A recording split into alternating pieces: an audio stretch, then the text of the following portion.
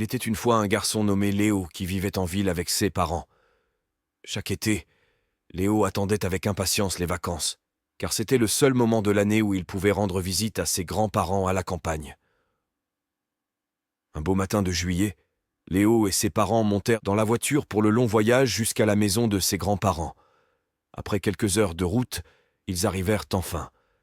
Dès que la voiture s'arrêta, Léo bondit hors du véhicule et courut dans les bras ouverts de ses grands-parents. « Bonjour, mamie !»« Bonjour, papy !» cria Léo en les serrant fort. « Bonjour, mon petit Léo ! Tu as grandi !»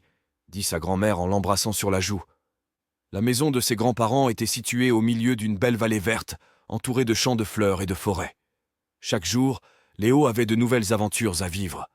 Le matin, il aidait son grand-père à nourrir les animaux, les poules, les vaches et les moutons.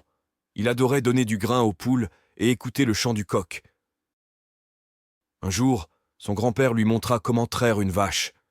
Léo était très fier de lui quand il réussit à remplir un seau entier de lait frais. Ensuite, sa grand-mère utilisa ce lait pour faire de délicieuses crêpes.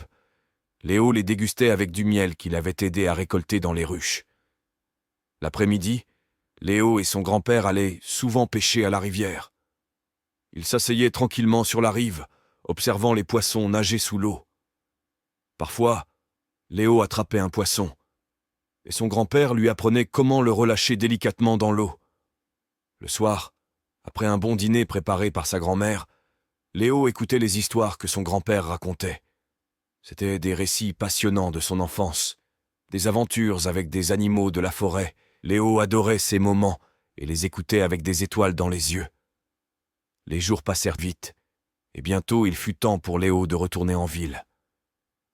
Avant de partir, sa grand-mère lui donna un petit pot de miel en souvenir, et son grand-père lui offrit un livre d'histoire pour qu'il ne s'ennuie pas pendant le voyage. « À l'année prochaine, mamie et papy !» dit Léo en les serrant dans ses bras une dernière fois. « À l'année prochaine, mon petit Léo !» répondirent-ils en lui faisant signe de la main. Sur le chemin du retour, Léo pensa à toutes les aventures qu'il avait vécues et se promit de revenir l'année suivante pour en vivre encore plus. Il avait hâte de retrouver ses grands-parents et de créer de nouveaux souvenirs avec eux.